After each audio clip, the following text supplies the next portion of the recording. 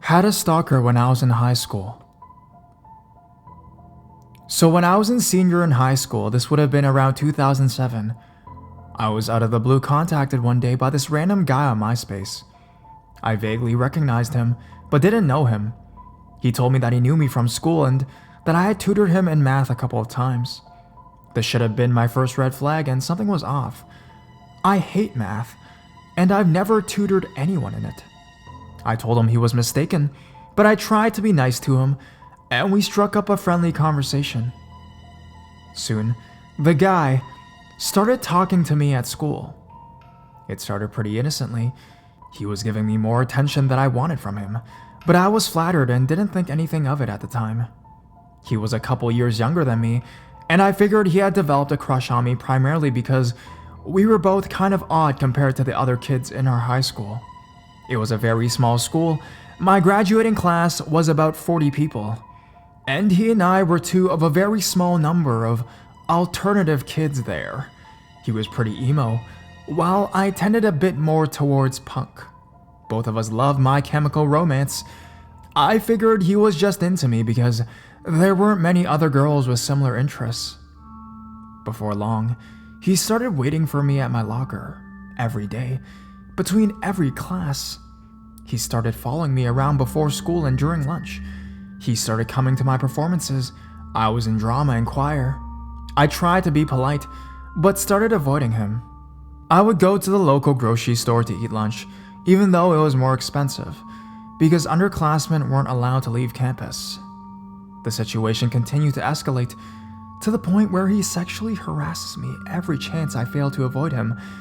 If he was waiting for me at my locker, he would say sexually explicit things to me, tell me what he wanted to do to me, and tell me that when he was having sex with his girlfriend, he wished she was me. At homecoming, he left his girlfriend waiting awkwardly while he came to tell me that he really wanted us to have a threesome. Luckily, my girlfriends were with me at the time and came over as soon as they noticed him talking to me, which made him scurry away. As quickly as it started, it was over. One day he stopped showing up at my school. I was relieved, but curious. After about a month of him being gone, my friend mentioned him in front of my dad, who was also the principal of my high school. My dad questioned me about what happened, and I ended up telling him the whole story. He seemed really troubled. I asked him what was wrong, and he told me why the guy had been absent from school recently. Apparently, not long after homecoming, the guy had strapped some fireworks to a cat and set them off. The cat exploded, and the guy laughed. He got caught and was sent to kiddie jail, and was committed to a psychiatric facility by his parents after he was released. I don't know what happened to him after that. I think I dodged a bullet though, because he turned out to be even crazier than I thought he was.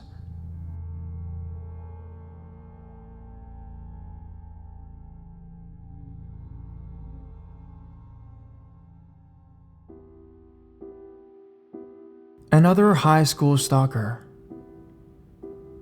This started when I was in 10th grade, at the small private school I attended for high school. To give some background, I am female and I tend to attract stalkers because I have difficulty being stern with people. This was the worst case, even though it didn't really lead to anything severe.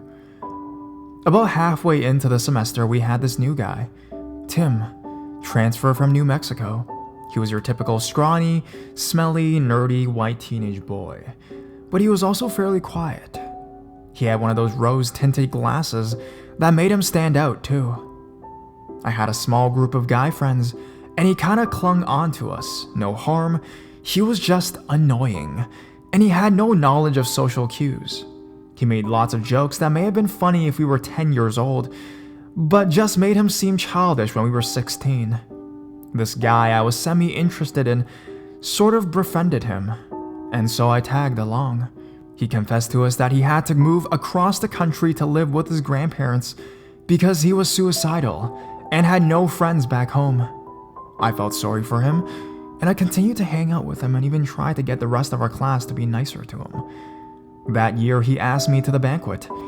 It's a sort of like prom, but the entire high school can attend. And while I felt bad for him, I didn't feel that bad. I told him I didn't plan on attending, which was true, and he seemed fine. I started noticing that he stared at me all the time now, and the guy I liked told me that I was all he ever talked about. He seemed harmless, so I was just flattered. Fast forward to grade 12, everything had been about the same, only semi-weird, more annoying than anything. But in the beginning of 12th grade, I received a text from an out-of-area code. "This is Emily, right?" Assuming it was one of my friends from the camp I attended every year, I said, "Nope, think again," was my response. The question game went on for a while until I finally got Tim to confess it was him. I was shocked. I hadn't given this guy my number. How had he figured it out? I never did quite figure that out, though some of my guy friends had since told me that Tim stole one of their phones. He started texting me every day, beginning with things like, "What was the homework assignment?" He started stalking me at school too. He repeatedly asked me to hang out after school, and he would get violently angry each time I said no.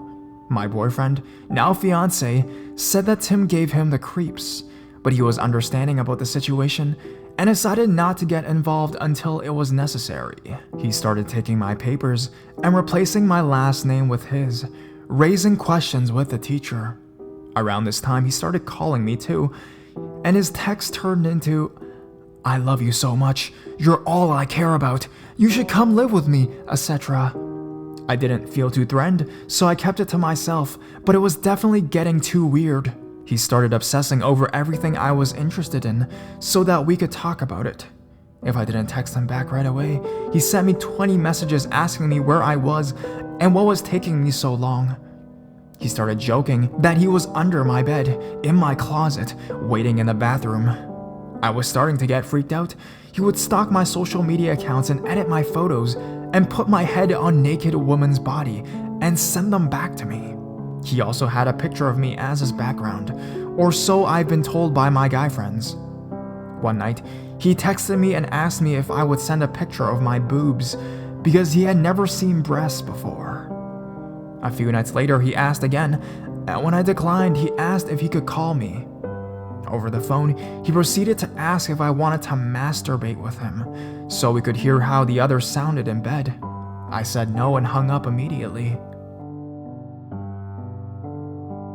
He started telling everyone at school that we were close and that we were working on a secret project together.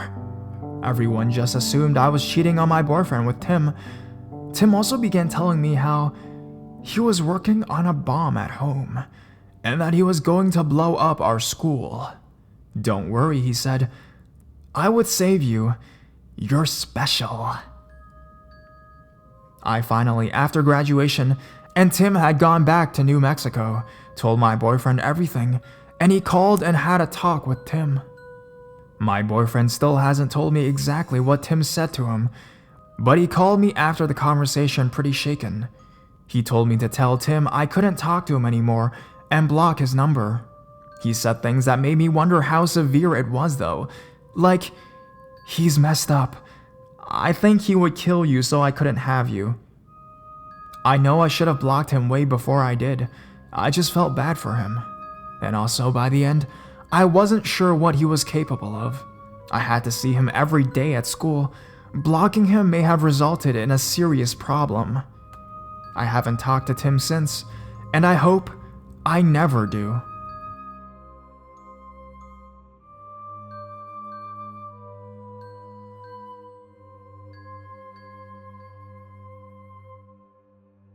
Girl from high school I never talked to. Stalked me the whole time. Reading these stories made me realize I have had quite a few creepy encounters with my stalkers in my lifetime, but the one that really stands out is the one I'm about to share with you.